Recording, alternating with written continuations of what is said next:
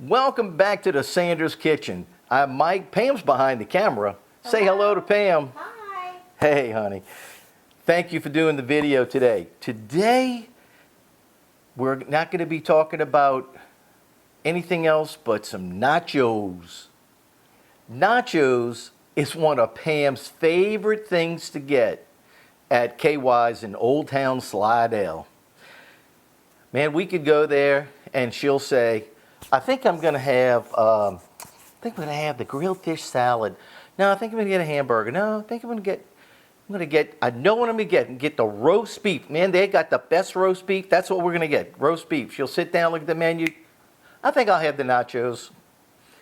So you know what? It's just a no-brainer.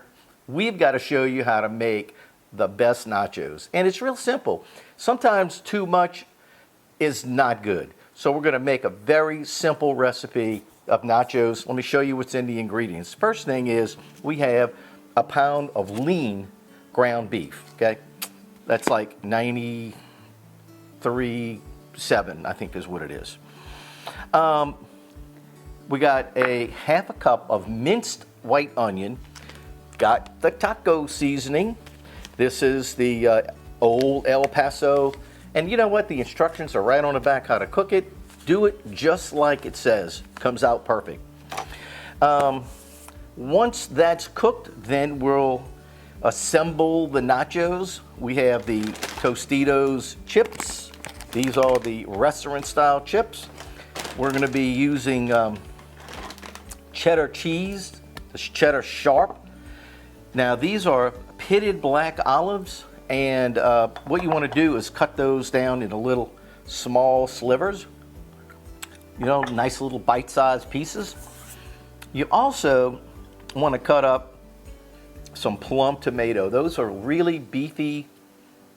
Hey, you could use any kind of tomato you want, really. I like plum tomatoes. But we're going to show you, take the seeds out, get rid of the seeds, and then cut up the tomato. You want those little bitty chunks. And then you want some green onion tops. You also want some jalapeno. These are pickled jalapeno slices. These are real good. So I just put some in a little jar so I could get them with my fingers.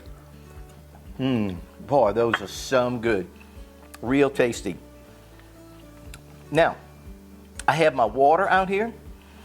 And I have a knife for cutting the tomato. We're going to do that first. I want to have that done. I have a spoon to get the grease out if there's any left. If there's any grease in there, I doubt it. But this is the little tool to chop up the meat with. And now, let me show you one more thing. When you are assembling your nachos, you want an oven-safe plate. Now this will go to 500 degrees, no problem. And I won't be using it at 500, but it will get very hot.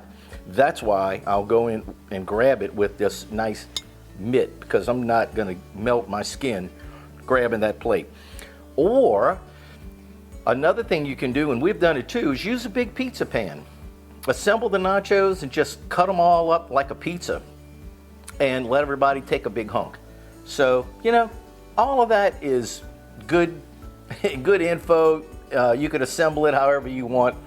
But right now, we're going to get on with cutting up the tomato, and then we're going to saute the meat. So let's get everything ready to go. All right, so here's our little plum tomato. We're just going to cut this baby up. I'm going to cut it long ways, like this. And then cut it in little, like a little watermelon. And I'll just go ahead and cut the center out like that. You could scrape out some of the seeds, discard that, and that's what you want. You want the meat. And we'll cut the little end off like that. That's fine. Okay, or what you can do is you can cut that little membrane right there. You don't have to cut it all up, and then just shake it out. Just shake it right out and everything will fall out. Okay? Like this, watch. You can just cut that little membrane right there on both sides, and it'll just fall out really. And then what you're left with is all the meat. Okay, so once you get it to that point, you just want to cut it up in little chunks like this. See those little chunks? That's how we're going to cut the rest of it and throw away all the seeds. And then we're on to cooking the meat. All right, let me turn my skillet on. I'm going to put it on high. Get it nice and hot. I'm going to add in a little bit, I mean maybe that's what, a teaspoon, if that much, of olive oil, because I'm using a very lean ground beef. But the first thing I'm going to do is add in my onion, my minced onion. Okay. Okay, because we want the onion to kind of start cooking around a little bit, just a little bit. And when I say just a minute, that's all I'm talking about is a minute. Or maybe even just 30 seconds. Oh, that smells good. Boy, when you start to smell it, you know it's about to be a good recipe. Man, I'm telling you. So we have this very lean ground beef. Now I want you to be careful when you pull the meat out that you don't have that little black absorber thing on the back. You don't want that going in your skillet. Okay, so you can go ahead like I'm doing and just start breaking it up with your spoon and folding in the onions. And we're going to cook this until we brown it up really good, okay? And watch this.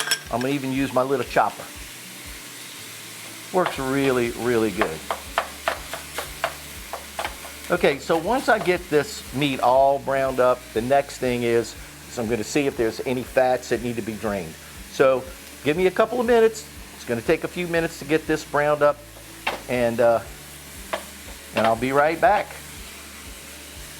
Oh, this is going to be good. Man, check this out. The meat has just a slight bit of pink to it, but watch this. I'm going to tilt it over. Now, do you see how much liquid there is left over? That's nothing. That's really hardly nothing, okay? And to me, that doesn't even look like fat.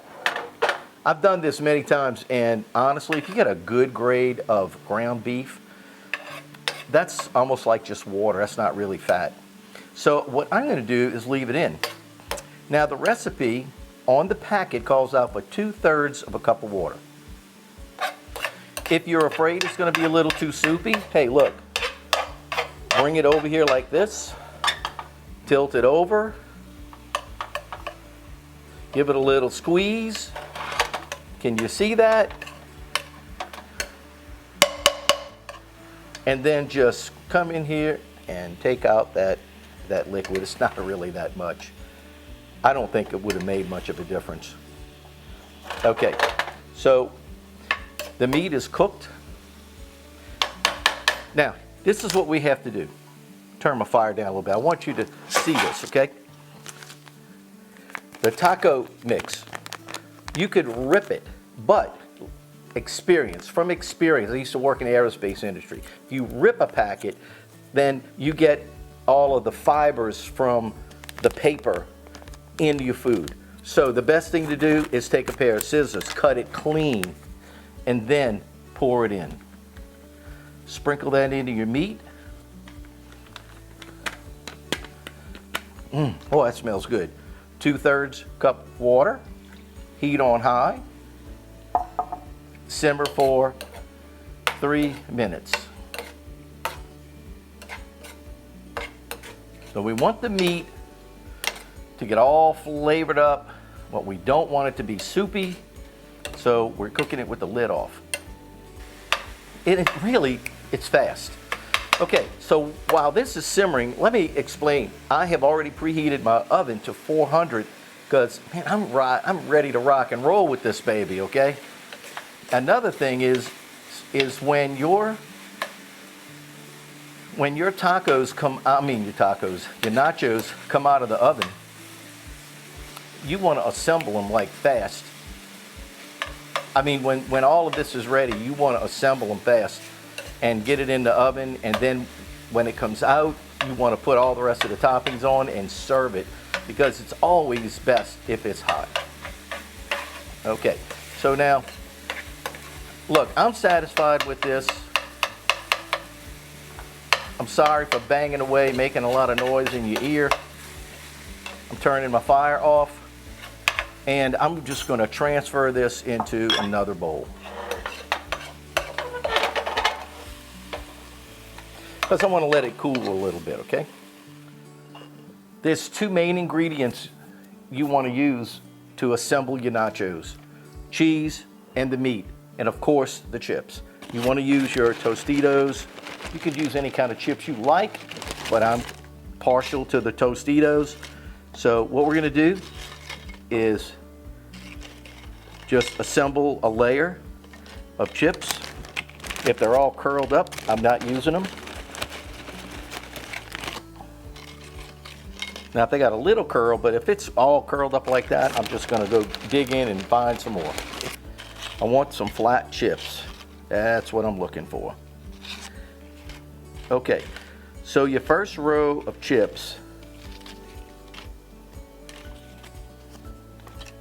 is going to be spread way out on your plate. The next thing is put on some meat.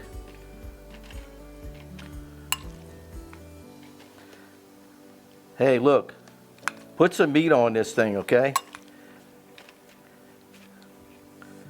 That's the thing. You want some meat on your nachos. All the way out to the end, too, okay? Spread it around. Okay, get some cheddar. Put some cheddar on there. Pick up those little stray pieces, get it back on that plate. Cheddar and taco meat, it's like they were made for each other, okay? All right, so at this point, we're going on with another layer. Now you can, look, watch this. I'm gonna throw a few little black olives on there. Now, normally black olives are for the topping, okay? But look, I like it mixed in. All right, so now let's go ahead and get another layer in here.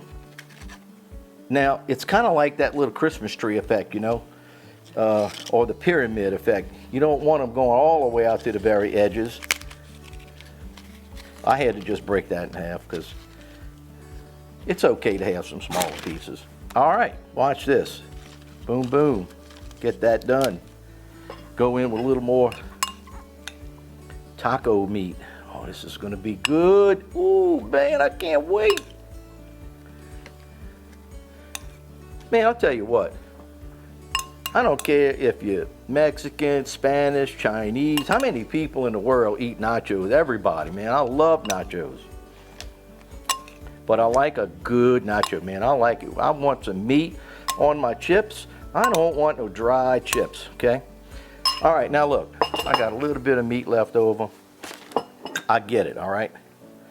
But I don't want to overdo it because, look, too much sometimes is not good. Have you ever heard the old expression, less is more? Let me tell you, that really is true. So you don't want to overdo it. All right, so the oven's preheated, 400, 8 minutes. Going in to 8 minutes, and we're going to come out, put all the other stuff on top. It's going to be great. So watch this, 8 minutes. Boom. Let me get my phone out, and I'll put it on for 8 minutes. Look, it's only been 6 minutes. I looked in the oven. Cheese has already melted. So I'm going to go ahead and stop this at 6 minutes and let me show you what it looks like.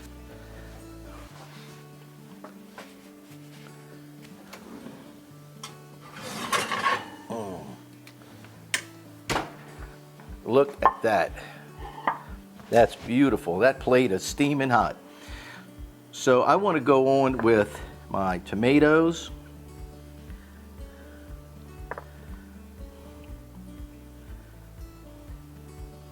Some green onion. Oh man, those green onions are beautiful. Some black olives. Oh man, I love the black olives. These are the best ingredients. Now, if you're not a fan of jalapeno peppers, don't use them. But I like a little jalapeno, okay? And ow, ooh, that plate is hot. So I'm gonna put a few on there. You know what you can do too? You can serve this with a little side of sour cream and some picante. Now Pam doesn't like picante, but she likes the sour cream. So when you serve this, serve it, where everybody can have their own little sides, and that's pretty much it. Look, it's beautiful. Man, I'll tell you the truth, that is some gorgeous nachos. So, man, look, I'm gonna dig into some of this because my mouth is running water. I cannot wait to dig into some of these nachos. Man, let me do that right now. Here it is. Look at that beautiful nachos. Love it. And I love a little picante. Don't necessarily have to have the sour cream, but I'll have a little dip. Oh man, that is so pretty. Oops.